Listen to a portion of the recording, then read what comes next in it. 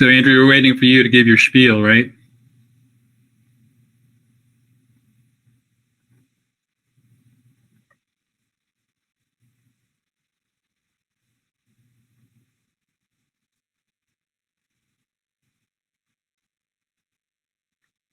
Uh-oh.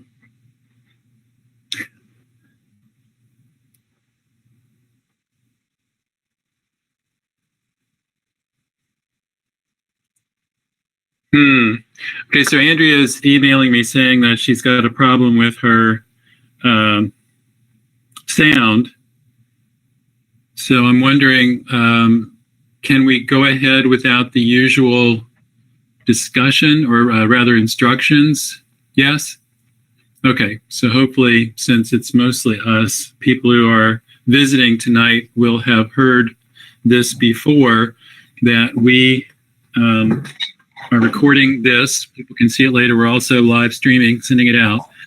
And the presiding officer here, President Schott, has the power to jettison anybody from the discussion who intervenes inappropriately or behaves inappropriately. Rennie? But you might want to mention what meeting this is to the public, that this is Caucus, et cetera. Okay, good, yes. This is the meeting of the Caucus, Democratic Caucus of the Kingston Common Council.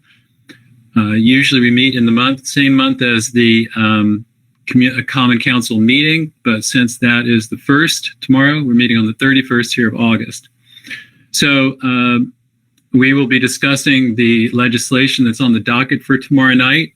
We don't make any decisions here. If you are a first-time visitor to Caucus, we are simply discussing our attitudes toward the legislation that will be coming up.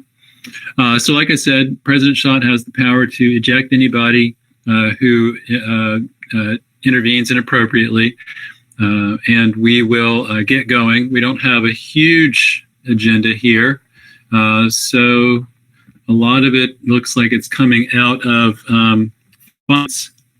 And so we will get going and rely on our finance chair to give us some of the details here. So without any further ado, Resolution 136, a transfer in the Department of Public Works budget in the amount of $8,500 for general materials.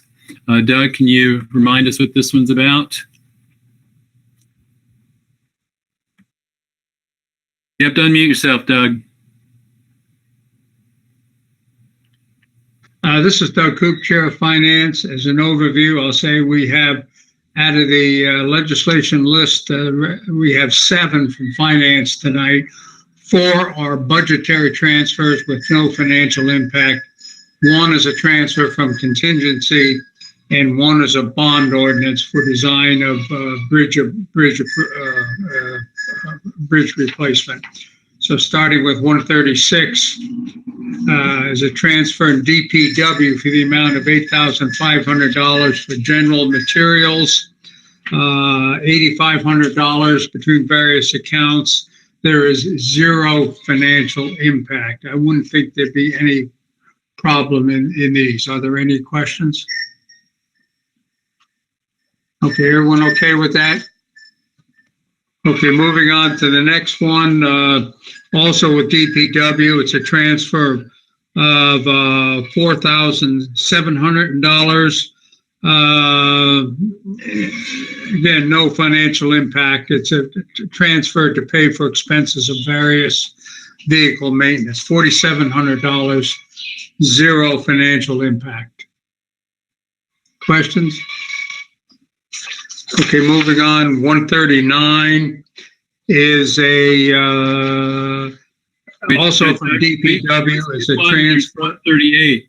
The transfer in public works for $72,000. Say what, Rennie? You just did the one that was for 4,000 something, and 138 is for 72,000 in Department of Public Works. That's the one I'm discussing now, right? Oh, I'm sorry. Okay, I thought you said 139. Go ahead. Yeah. Sorry. I might have missed. Okay. Resolution 138, DPW, a transfer of $72,000 $750. There's zero financial impact. It's coming from various, this is a rather large transfer, $72,550. Most of it is to go to the retirement of Kevin Gilfeather, $58,202. But it's being drawn from various sources, stadium regular pay, mostly, zero financial impact. Great. Okay. Yep. Thanks. The next one is Resolution 139 from Kingston Police Department. This is a budget modification in the amount of $60,000 to cover it's a grant impact/give, GIVE, for contracted services. $60,000 is zero financial impact. Okay. Next one is Resolution 140, also from the Kingston Police Department. This is a draw from contingency of $46,500 to pay for retirement accumulation of 2 retiring police officers. $46,500. This is normally how retirement accumulations are handled. Okay. The next one is Resolution 141, which is a bond ordinance. We're going to proposing to borrow $75,000 for the design portion of the Elmendorf Bridge. Now, there'll be a bigger shoe to fall on this later, somewhere the order of $700,000 for the repair and replacement. But at the moment, we're just looking to a bond for $75,000 for the design portion of the project. So we had a fair amount of discussion of this one in committee, and I want to make sure that everybody is still okay with this approach, because the other option we looked at was developing a bond ordinance that would be more likely to cover not just the design portion, but also the renovation portion. But in our discussions, we decided we'd rather go with the smaller amount and wait and get a much better feel for whether there might actually be some options for the renovation part. Is everybody still good with that? Rita? Question.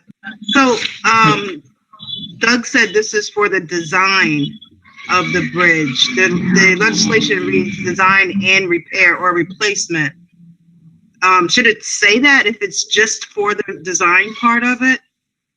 Because I'm assuming that we're going to have more money to repair it. Absolutely. This is Doug Coop. Yes, this $75,000 is specifically for design. It's stated in the resolution.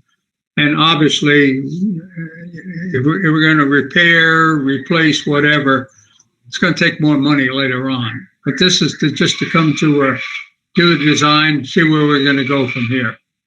Yeah. So, Rita, you're referring, I think, to the third whereas? Yes. Yeah, the third whereas. Yes.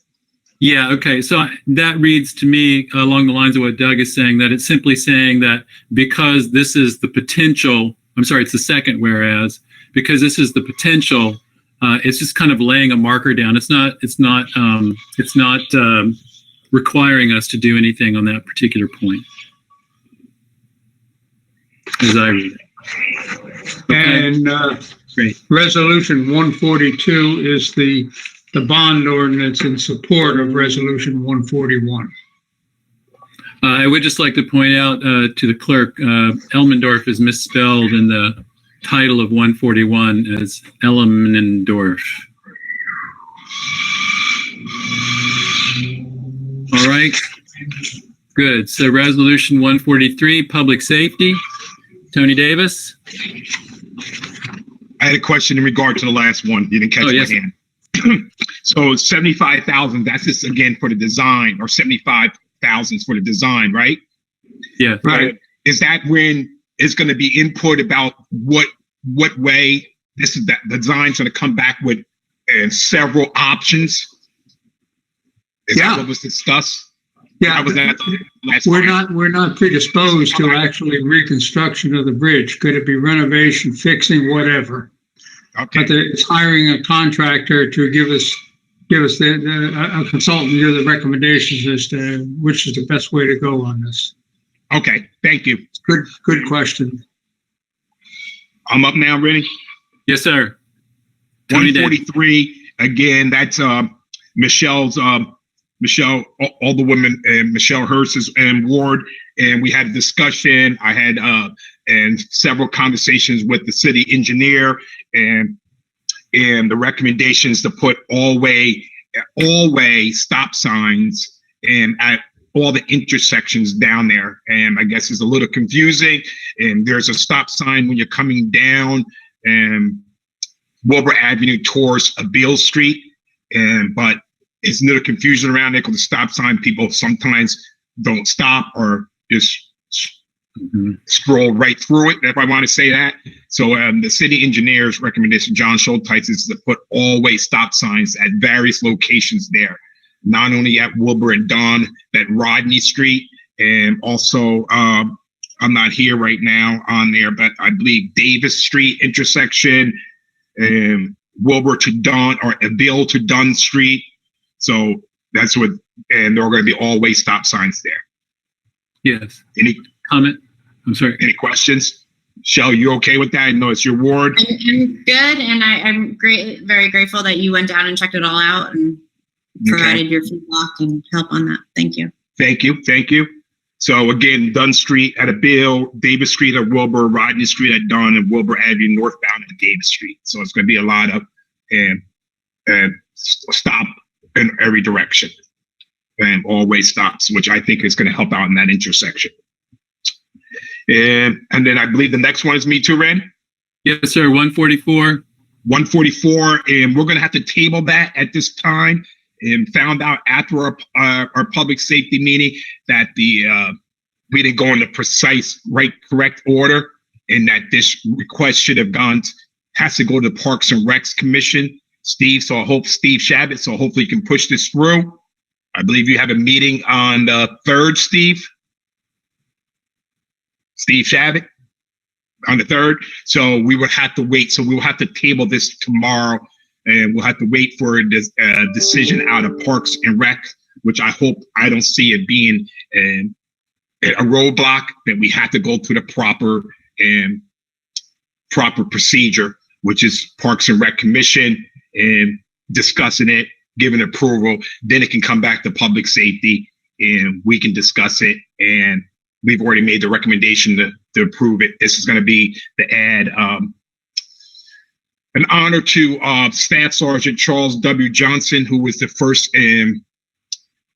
resident of Kingston to be killed in a line of action in Vietnam, the Vietnam War.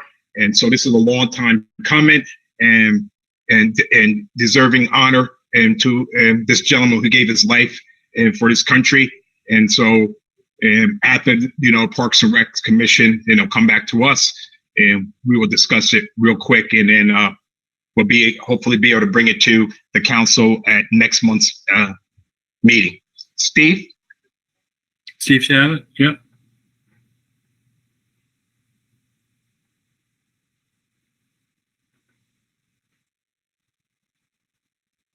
There you go. There we go. Okay. Yeah, I'm on now. Can you hear me? Yeah, yes. I'll certainly advocate for that, Tony. Yeah, that'd be nice. Actually, it's right around the corner from where I grew up. So, I think that would be a nice honor. So certainly I'll make my feelings known at the Rec Commission meeting. I just want to add that this request came from Assemblyman Kevin Cahill's and his office, and they're the ones who initiated, along with the Johnson family, to honor them, and we're just going through the proper steps, as I said. Yeah, we look very much forward to doing that. And Tony, so tomorrow night at the meeting, you'll make the motion to send it back to the committee? Motion, do I send it back? Yes, send it back, right? Or table it? I think Andrew's on the phone, Rennie. Andrea, are you commenting on this, or are you just trying to see if you're echoing still? She's on the phone with someone.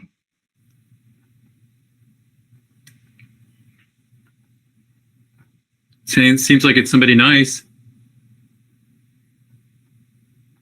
Yeah, so, and Ren, I just make a motion to send it back to committee?